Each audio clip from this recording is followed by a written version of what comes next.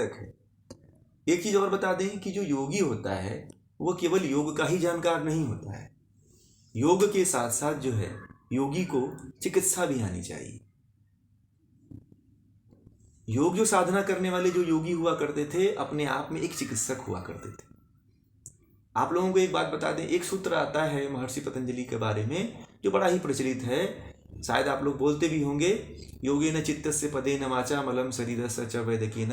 ये जो श्लोक आता है इसमें ये महर्षि पतंजलि के लिए ही है ये श्लोक। और कहा जाता है कि महर्षि पतंजलि ही इन तीनों योग से जो है चित्त की, और पद से यानी कि व्याकरण शास्त्र से वाणी की, और मल से यानी कि जो आयुर्वेद शास्त्र है, आयुर्वेद से जो है मल की शुद्धि होती है। तो ये जो तीनों शास्त्र थे वो तीनों शास्त्र के जो है प्रणेता थे, जो प्रवर्तक थे, वो महर्षि पतंजलि को ही माना जाता है। तो इस तरह से जो योगी हुआ करते थे प्राचीन काल के, वो एक चिकित्सक भी हुआ करते थे, एक व्याकरण के ज्ञाता भी हुआ करते थे, और योग के भी संपूर्ण ज्ञाता हुआ करते थे। तो योग केवल हठ विद्या सीख लेने से योगी कोई नहीं होगा, जब तक उसको आहार विहार नहीं मालूम है, पथ्य पथ्य नहीं मालूम है, अपनी स्वयं की चिकित्सा नहीं मालूम है, तो वह योगी पूर्ण रूपेण नहीं हो सकता है। इसी उद्देश्य से जो है कैवल्य धाम ने जो 5वां उपदेश हठ प्रदीपिका के माध्यम से दिया, ये भी एक सराहनीय विषय है और इसको भी हमें जानना चाहिए। ये विषय भी आजकल के जो नए साधक हैं, जो साधना नहीं करते हैं, जो इसमें और जो साधना करना चाहते हैं और जो साधना करते हैं, उनके लिए बड़ा ही सहायक है। जो गलतियां जो है आसनों में गलतियां नहीं करेंगे, प्राणायाम में गलतियां नहीं करेंगे, उसके क्रियाकलापों में गलतियां नहीं करेंगे, उसके सीक्वेंस में जो क्रम है उन क्रम में जो गलतियां जब नहीं करेंगे, और जो अगर गलतियां कर देंगे तो फिर उसको सुधारने के लिए भी एक लास्ट अध्याय है उसमें बताया गया है।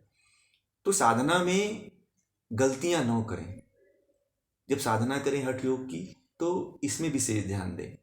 दूसरी चीज, स्वात्माराम ने एक और बात बार बार कही है कि जो साधना पद्धति है, जो आप साधना में जाएं तो ये तब जो है आप जो भी साधना करते हैं उससे जो आपको सिद्धियां प्राप्त होती हैं, उन सिद्धियों को गुप्त रखा करें, उन सिद्धियों को गुप्त रखने का प्रयास करें। ये बात महर्षि घिरंड ने भी कहा है, और इसका सबसे अधिक जोर अगर देखा जाए तो इसके बारे में महर्षि स्वामी स्वात्माराम ने भी कहा है कि स्वात्माराम ने हठ प्रदीपिका में हर प्रकरण में, हर अंग में इस बात को कहा है कि जो भी आप साधना करते हैं इसको गुप्त रखें।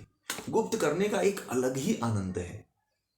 कुछ लोग होते हैं जो बिना गुप्त रखे ही इसको सब में प्रसारित करते हैं, तो उससे क्या होता है कि जो भी साधना पद्धतियां हैं जो आप सिद्ध किए हुए हैं उसकी शक्ति क्षीण होने लगती है। कुछ लोग प्रदर्शन कर देते हैं तो प्रदर्शन से भी क्षीण हो जाती है, और वो जहां पे पहले पूर्व में होता है वहीं पे पहुंच जाता है। तो इस विद्या को जो है जब आप गुप्त रखेंगे तो बड़ा आनंद आता है। मैंने इसको अनुभूत किया है, अगर आप लोग भी अनुभूत करना चाहते हैं तो एक बार करके देखिएगा। जब इसकी आप साधना करेंगे, जब इसको जितना गुप्त रखेंगे ना, जितना गुप्त रखेंगे उतना ही आपको आनंद, और इतना बढ़ते चले जाएंगे कि आप कभी सोचेंगे ही नहीं कि हम कहाँ पे थे और कहाँ पहुँच गए। ये अनुभूत की विषय है, ये बताने वाला विषय नहीं है, और इसके बारे में कोई ज़्यादा बताएगा भी नहीं। मैं केवल इसके बारे में इसलिए कह दे रहा हूँ कि जो प्राथमिक साधक हैं, जो इसको गहराई से जानना चाहते हैं, जो इसमें उतरना चाहते हैं, जो इसको अपने जीवन में साधना चाहते हैं, वह जो है इसकी गुप्तता को बरकरार रखें। जो इसके गुप्त रखने का जो बात कही गई हठ प्रदीपिका में, इसका विशेष ध्यान दें। हठ प्रदीपिका में नहीं, ये घिरण्य संहिता में ये बात कही गई है। घिरण्य संहिता में हठ योग के लगभग जितने भी आपको शास्त्र पढ़ने और सुनने और जानने को मिलेगा, वो सभी शास्त्रों में जो है इसका विशेष जो है वर्णन मिलता है। तो उस बात को आप लोग बहुत अच्छी तरह से ध्यान रखें कि गुप्त रखें इसको। और दूसरी बात जो है, स्वामी स्वात्माराम ने हठ प्रदीपिका में जो है आडंबर जो है, जो बाह्य आडंबर जो हैं, उन आडंबरों की भी आलोचना किया हुआ है। और कर्मयोग की बात कही है। उन्होंने जो सत्य जो है, जो वास्तविक रूप है, उस वास्तविक रूप की बात कही है। अभी जो बाह्य आडंबर की बात मैं इसलिए कह रहा हूं कि आज जो हठ योग की जो परंपरा है, इसमें कुछ ऐसी परंपराएं हैं जो बाह्य आडंबर करती हैं, जो जैसे अघोरी हैं, तो ये भी हठ योग परंपरा के अंतर्गत ही आते हैं, मगर इनकी जो साधना पद्धतियां हैं वो थोड़ा सा समाज के लिए उतना बेहतर नहीं है। तो इन आडंबरों को, इस पद्धति को भी स्वात्माराम ने इसकी भी आलोचना किया। जो आदमी का, सड़े हुए आदमी का मांस खाते हैं, जो मुर्दों को नहीं छोड़ते हैं, तो उसकी भी उन्होंने आलोचना किया। इन बाह्य आडंबरों का भी उन्होंने खड़ी आलोचना किया हुआ है। और हठ योग प्रदीपिका पूरी तरह से, पूर्ण रूप से अपने सात्विक रूप में है।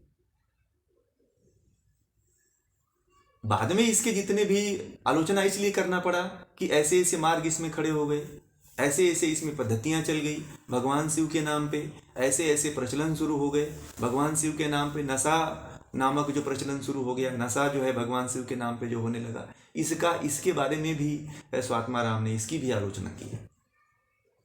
कभी योगी इस तरह से साधना नहीं करता। अगर भगवान शिव को जानना है, जो ये आडंबर वाले लोग हैं, वो कभी भगवान शिव के द्वारा जो तंत्र के जो जितने भी ग्रंथ हैं, महाकाल नामक ग्रंथ है, हठ प्रदीपिका है, गोरख संहिता है, हिरण्य संहिता है, अगर इन शास्त्रों से थोड़ा सा भी परिचित हुए होते तो वो आडंबर नहीं करते और भगवान शिव के रूप को, स्वरूप के बारे में इतनी खिल्लियां नहीं उड़ाते।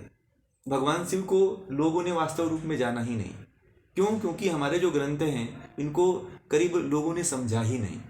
अगर हठ प्रदीपिका जो जान जाता है तो भगवान शिव को समझ जाएगा, क्योंकि ये भगवान शिव और पार्वती के बीच का संवाद है। जब इतना बड़ा ज्ञानी, जब इतना बड़ा अद्भुत और इतने रहस्यमय ज्ञान को जो दाता हो, जो देने वाला हो, वो कैसे ऐसे तुच्छ चीजों का प्रदर्शन कर सकता है, तुच्छ चीजों को बढ़ावा दे सकता है? तो ये कभी हो ही नहीं सकता है। ये बात वही समझ सकते हैं जो हठ योग के, जो आदिनाथ शिव के जो प्रचलित योग है, उसको यथार्थ रूप से जानेंगे। शिव सूत्र को जो जान गया, शिव सूत्र के बारे में बहुत लोगों को पता भी नहीं है कि शिव सूत्र भी है, शिव संहिता भी है, वशिष्ठ संहिता भी है, गोरख संहिता भी है, गोरख शतक भी है, शिव सिद्धांत पद्धति भी है। तो ये जो हठ योग के ग्रंथ हैं, जब हठ योग के ग्रंथों की गहराइयों में जब हम जाते हैं, तब हमें पता चलता है कि कितना अद्भुत और कितना रहस्यमय ये हठ योग के ग्रंथ रहे हैं और कितनी ऊंचाइयां रही होंगी इस विद्याओं में। जो इस विद्या पे चल करके जिन्होंने अपने जीवन को साधा होगा, वो कितने अद्भुत रहे होंगे, कितने महान रहे होंगे। तो ये हठ योग प्रदीपिका में बाह्य आडंबरों की जो आलोचना है, ये भी देखने जानने को मिलेगी आप लोगों को। और ये जो है हठ प्रदीपिका का जो है एक संक्षिप्त जो है परिचय रहा। और आप लोगों का किसी का इस परिचय से संबंधित आप लोगों का कोई संदेह हो, कोई प्रश्न हो, तो आप लोग रख सकते हैं, उसके बारे में हम चर्चा करेंगे।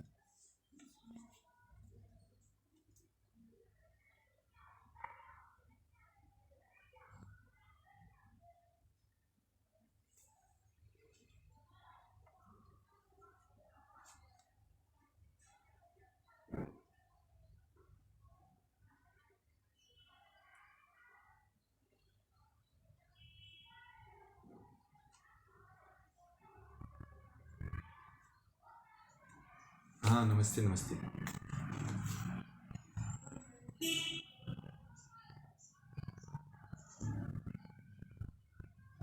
हाँ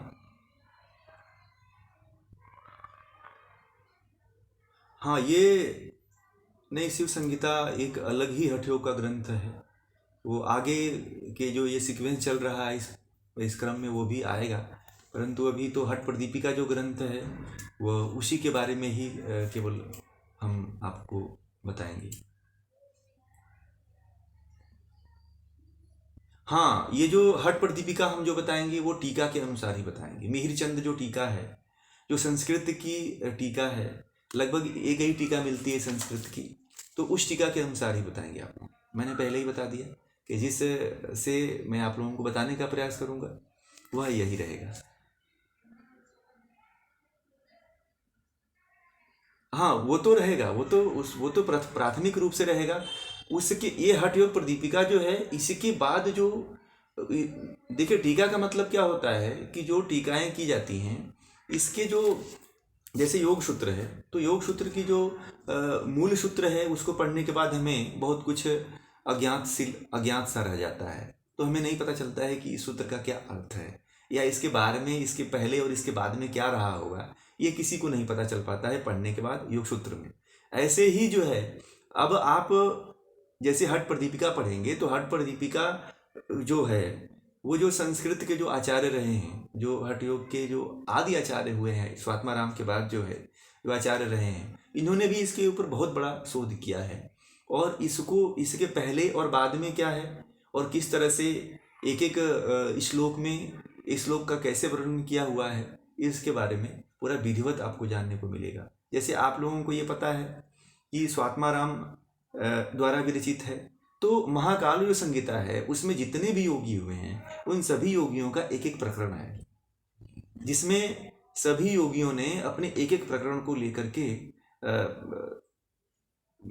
नाथ गुरु गोरखनाथ से, मत्स्येंद्र नाथ से या आदिनाथ से ऐसे संवाद के रूप में ज्ञान को लिया है, और वो ज्ञान की परंपराएं जो है चली। ठीक है ना?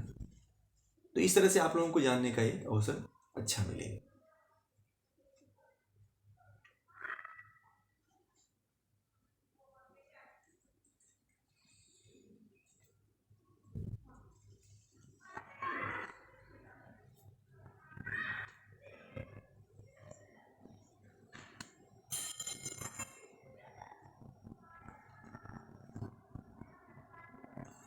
हाँ, किसी को भी किसी भी तरह का हठ योग के बारे में आपको जानना है, समझना है, तो आप जरूर इसको जानिए, समझिए। एक चीज़ और आप लोगों को बता दें कि हठ योग क्यों पढ़ना चाहिए। हठ योग परंपरा जो है इसलिए पढ़ना चाहिए कि हठ योग जो है एक क्रियात्मक रूप में है। देखिए, ज्ञान जो जो ज्ञान के जो शास्त्र हैं, जो केवल मन के स्तर पे कार्य करते हैं, उसमें सभी नहीं जा सकते हैं, सभी उसको नहीं कर सकते हैं। सबकी अवस्था, सबकी जो है कैटेगरी वहाँ उसको ग्रहण करने की और उसके तरह चलने की नहीं है। परंतु जो हठ योग के जो योगी हुए, भगवान शिव की जो परंपरा चली, उन्होंने ये कहा कि हठ योग की साधना के द्वारा, हठ योग के शास्त्रों के द्वारा जो बताए हुए जो अंग हैं, उन अंगों पे चल करके व्यक्ति जो है राजयोग का अधिकारी हो सकता है, राजयोग को प्राप्त कर सकता है। तो जो अपने आप को, जैसे कुछ लोगों का ये मत है कि हम गृहस्थ जीवन में हैं, कुछ लोग हम का ऐसा मत है कि हम तो गृहस्थ जीवन में आ गए, या कुछ लोगों का ऐसा भी मत है कि हमारी उम्र गुजर गई, हम तो अब चौथेपन में आ गए, या हम 50 साल पार हो गए, या अब हम क्या करेंगे योग विद्या को जान करके। तो इस तरह का भाव नहीं रहना चाहिए। ये हठ योग जो प्रदीपिका है, स्वात्माराम ने सभी तरह के जिज्ञासुओं के लिए, सभी तरह के व्यक्तियों के लिए रचित किया। इसको सभी के मानव मात्र के कल्याण के लिए ही यह हठ योग को जो है योगियों ने लाया। और आप किसी भी अवस्था के हों, किसी भी स्तर के हों, आप इस पे अगर चलते हैं, इसके बताए हुए रास्ते पे सही सही से चलते हैं, तो आप निश्चित रूप से जो है हठ योग को प्राप्त हो जाएंगे। हठ योग को प्राप्त होने के बाद आप राजयोग को भी प्राप्त हो जाएंगे। तो ऐसा अभी कभी अपने अंदर हीन भावना न रखें।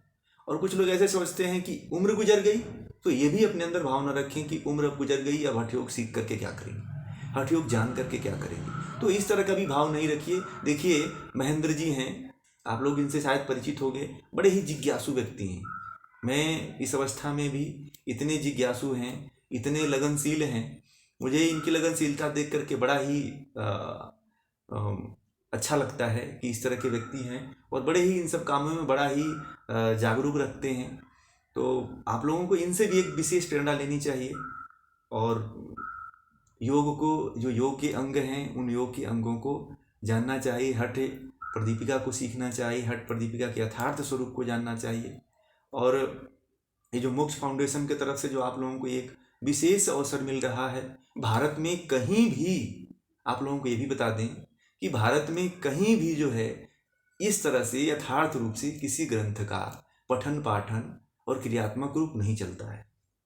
ना किसी यूनिवर्सिटी में चलता है, ना किसी संस्थान में चलता है। चलता जरूर है, ये चलता है, ऐसा नहीं है कि यूनिवर्सिटी संस्थान नहीं चलाती हैं, परंतु जो है वो इसके यथार्थ रूप को न बता करके अपने जो प्रचलित है, जो आजकल के योग हैं, उन पे ज़्यादा फोकस करते हैं। तो ये जो हमारा जो सानिध्यम योग है और मोक्ष फाउंडेशन जो है योग है, इसका हमारा दोनों का लक्ष्य एक ही है।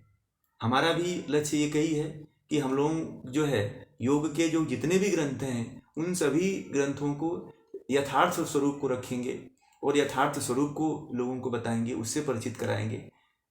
हमें किसी का विरोध नहीं करना है, हमें जो वास्तविक है, जो हमें हमारा मूल है, उसको जानना है। उसको जान जाइए, फिर आपको कहाँ जाएंगे, किस स्तर पे पहुंच जाएंगे, ये तो आप ही जानेंगे। जैसे स्वात्माराम ने कहा कि गुप्त रखना है, बस आप इस मंत्र को याद रखिएगा कि आप इसकी साधना में जब पहुँचे तो साधना में कुछ लोग बड़ा ही हर्षित हो जाते हैं, उतावले हो जाते हैं और तुरंत किसी से कुछ उनके अंदर घटित होती है तो कह देते हैं। तो भावुक नहीं होना है, भाव में अपने आप को नहीं खोना है, आराम से पूरा स्थित प्रज्ञ होकर के, स्थिर होकर के इसमें आगे बढ़ना है। तो धीरे धीरे आप लोगों को बहुत ही लाभ प्राप्त होगा। अगर आप लोगों का कोई प्रश्न है, कोई इसमें संदेह है हठ प्रदीपिका में, तो आप उसको बताएं जी।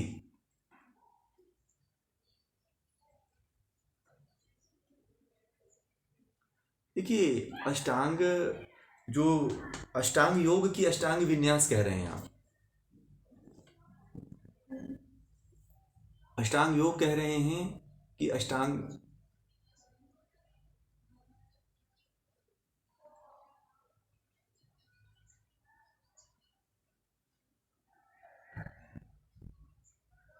हाँ देखिए, अष्टांग विन्यास जो है, जो आधुनिक समय के जो योगी हुए हैं, ये उनका है, ठीक है। और हठ योग जो है, ये अनादिकाल से जो भगवान शिव से चली आ रही परंपरा है, वो उसका अंग है। तो अपने आप में जो हठ विन्यास है, जो योग विन्यास के अष्टांग विन्यास है, वो भी कहीं ना कहीं इसकी जो हठ योग है, वो भी कहीं ना कहीं इसको पूरा करती है, ठीक है ना। वो भी सही है अपने जगह पे, वो भी गलत नहीं है। तो अलग अलग योगियों ने अपने अपने माध्यम से उसको साधा है, उस पे जिया है, तो अपने अपने माध्यम से उस चीज़ को लेकर के आए हैं। परंतु हमें क्या करना है कि सर्वप्रथम जो है, जो अनादिकाल से जो परंपरा चली आ रही है, भगवान शिव के द्वारा जो चली आ रही है, आदिनाथ के द्वारा जो परंपरा चली आ रही है, उस परंपरा को जानना आवश्यक है। आप अष्टांग विन्यास को जानिए, उसके साथ साथ जो मूल है, जो सबका ओरिजिन है, जो सभी इस समय जितने भी प्रचलित योग हैं, उन सबका जो गंगोत्री है, यमुनोत्री है, उसको जानिए, उसको वहाँ पे पहुँचिए। गंगोत्री यमुनोत्री में पहुँचेंगे तो पता चलेगा गंगा कहाँ से निकलती है, यमुना कहाँ से निकलती है, नर्मदा कहाँ से निकलती है। नर्मदा अमरकंटक से निकलती है। इस तरह से उस स्थान पे जाइए जहाँ से मूल है। तो मूल को पकड़ेंगे तो फिर आपको बड़ा ही आसानी होगा, जो अष्टांग विन्यास है या फिर जितने भी इस समय के योग प्रचलित हैं, वो सभी योगों को आपको समझने में बड़ा ही आसानी आएगी। फिर आपको जो आनंद की अनुभूति होगी, जो आपको जानकारी होगी, वो अद्भुत होगी और आप एक विशेष योग के साधक बन पाएंगे। तो यही एक विशेष अंग है, आप उसको भी जानिए। परंतु इसके साथ साथ सबसे सर्वप्रथम जो है, अगर आप मोक्ष फाउंडेशन के साथ, सानिध्य योग के साथ जुड़े हुए हैं, तो आप जो है मूल को समझिए, यथार्थ को समझिए, जहां से सब कुछ निकला हुआ है, ठीक है ना। और आप लोगों का, हाँ बोलिए। हाँ हाँ हाँ, ये सब बेसिक्स, ये तो केवल एक परिचय था इंट्रोडक्शन था। और अब जब जिनका रजिस्ट्रेशन हो गया है उनका वो लोग जुड़ेंगे। हाँ, पूरा एकदम श्लोक के साथ चलेगा ये, जैसा स्वात्मा राम ने बताया है, जैसा इस श्लोक है। इस श्लोक को पढ़ने के बाद उसके अर्थ को बताने के बाद फिर हम इसकी व्याख्या करते हैं। ऐसे ही हमारा शैली है और इसी शैली में हम लोगों को बताते भी हैं। ठीक है ना। और आपको पूरा जो है, जो मूल है, वही जानने को मिलेगा। इसमें इधर उधर का एक भी अंश नहीं आपको मिलेगा। ठीक है ना। तो आप बहुत ही सौभाग्य है आप लोगों का कि आप इसको पढ़ने का अवसर मिल रहा है। तो जरूर जुड़िए और अपने दोस्तों मित्रों को भी इसमें प्रेरित करिए, इससे जुड़ें और इसके लाभ को प्राप्त करें। ठीक है ना। धन्यवाद।